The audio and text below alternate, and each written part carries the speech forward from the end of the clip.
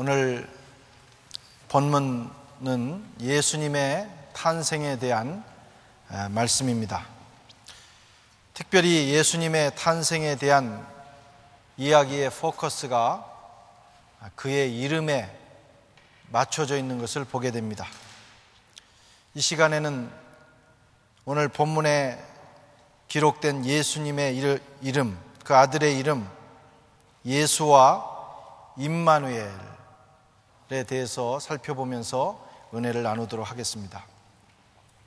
먼저 하나님의 아들의 이름이 바로 예수입니다.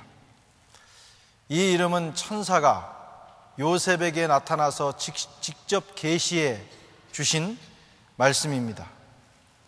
성령으로 잉태되어 동정녀 마리아를 통해서 이 땅에 오시게 될 하나님 아들의 이름이 바로 예수라고 하는 것입니다.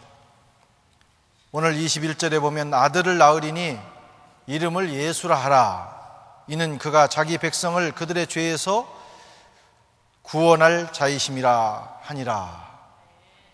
이 예수라고 하는 이름은 본래의 뜻이 구원입니다.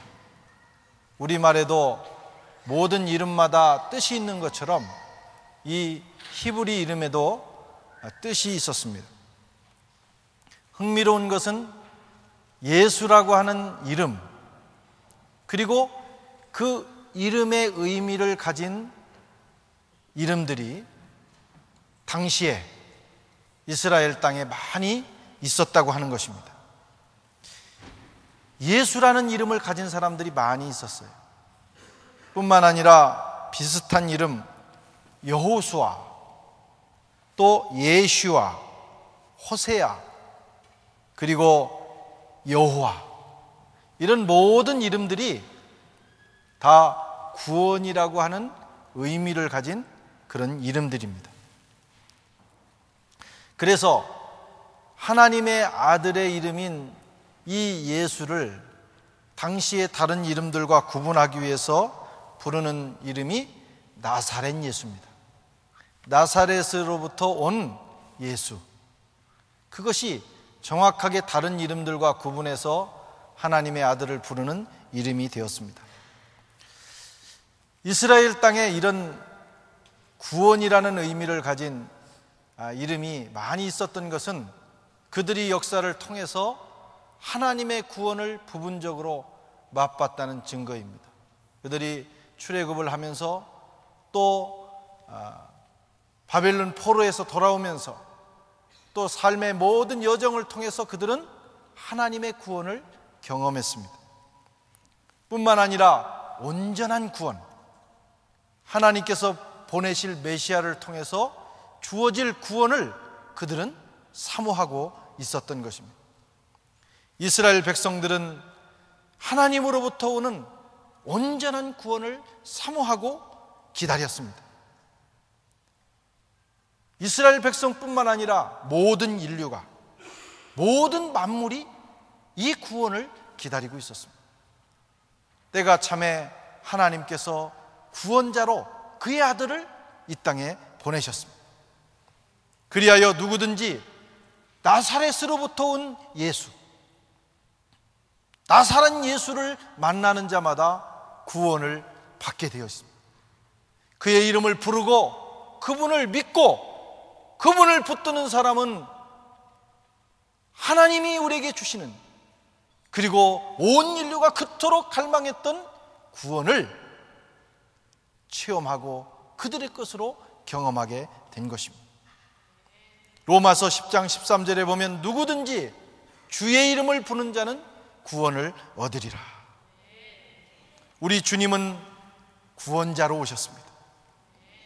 우리 주님은 우리를 죄로부터, 마귀의 권세로부터 구원하기 위해서 오셨습니다. 우리 주님은 구원자로 죽으셨고 구원자로 부활하셨습니다. 그래서 누구든지 어떤 사람이든지 예수를 만나면 삽니다. 예수를 만나야 또한 삽니다. 예수를 부르면 어떤 위경에서도 구원함을 받습니다. 예수 그리스도 그분을 붙드는 사람은 회복을 경험하고 다시 살아나는 역사를 경험하게 되는 것입니다. 우리 모두는 예수를 부른 사람들이에요. 예수 그리스도의 이름을 내 구주로 영접한 사람들입니다. 그래서 우리는 놀라운 구원의 역사를 이미 체험했고 계속해서 체험하고 있고 마지막 날에 우리는 온전한 구원에 이르게 될 것입니다. 예수의 이름을 부르십시오. 그 아름다운 이름, 그 귀한 이름을 부르시고 또 부르십시오. 주의 이름을 부를 때 죄로부터 구원의 역사 일어납니다. 그렇게 해결하기 어려운 우리의 육체의 성품, 육성으로부터도 우리는 구원함을 받습니다. 사망 권세로부터, 마귀로부터, 온갖 질병으로부터, 그리고 절망으로부터 예수 이름을 부르는 사람은 구원에 이르게 되는 것입니다. 그 일을 위하여 하나님께서 그 아들을 보내셨고 그에게 예수라고 하는 이름을 주셨어요. 두 번째로 예수님의 이름은, 그 아들의 이름은 임마누엘입니다. 22절 23절을 함께 읽어보겠습니다. 이 모든 일이 된 것은 주께서 선지자로 하신 말씀을 이루려 하심이니 이르시되 보라 처녀가 잉태하여 아들을 낳을 것이요 그의 이름은 임마누엘이라 하리라 하셨으니 이를 번역한즉 하나님이 우리와 함께 계시다 함이라.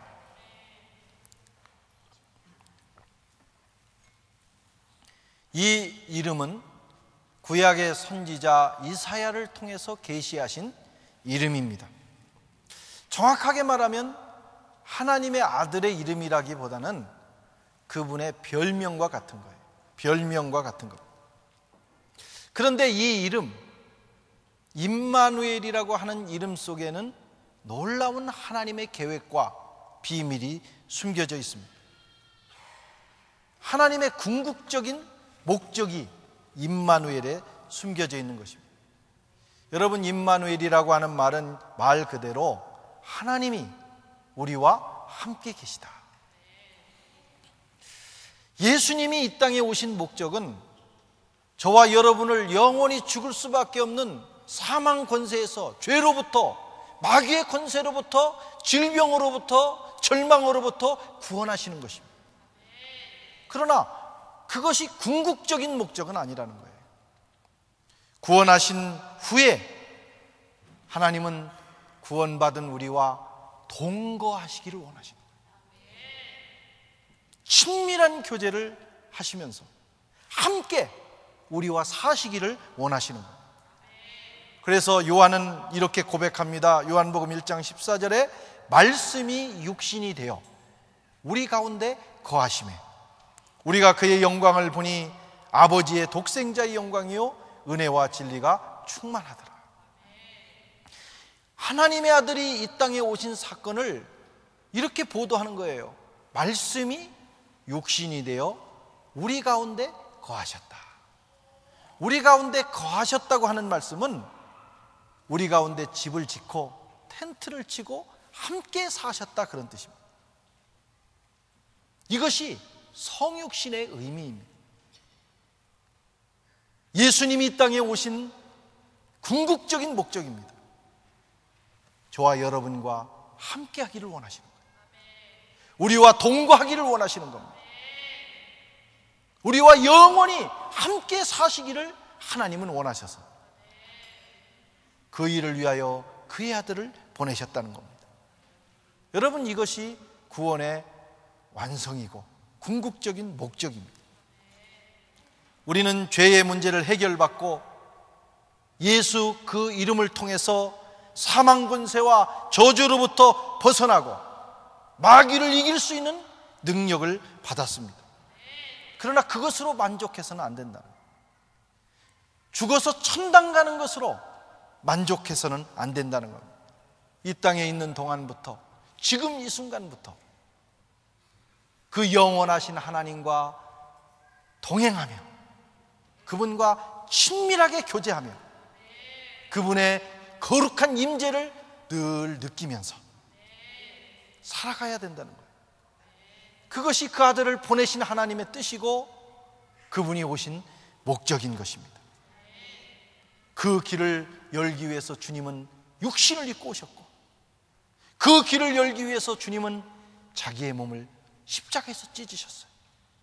주님이 찢기실 때 여러분, 죄로 인해서 닫혀졌던 지성소의 문이 위로부터 아래로 찢어지는 역사가 일어나 우리가 영원하신 하나님 앞에 나갈 수 있게 된 것입니다.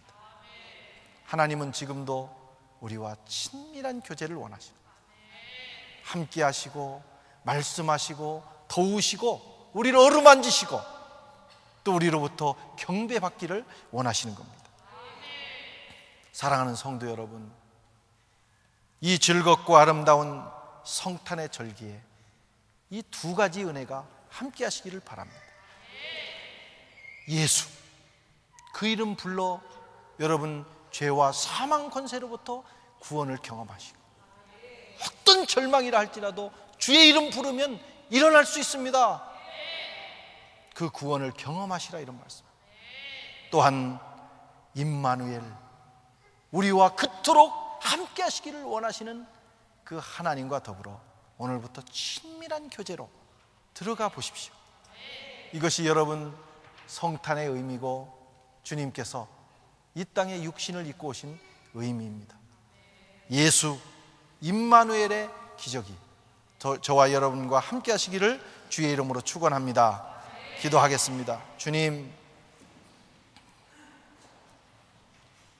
그 귀한 독생자를 보내주시고 이렇게 온 인류가 주님의 탄생을 기뻐하게 하심을 감사합니다. 예수, 그 이름을 불러 구원에 이르게 하시고, 임마누엘, 그 이름을 부르며 하나님과 동행하는 이 축복을 영원히 누릴 수 있도록 저희들을 축복하여 주시옵소서. 예수님의 이름으로 기도하옵나이다. 아멘.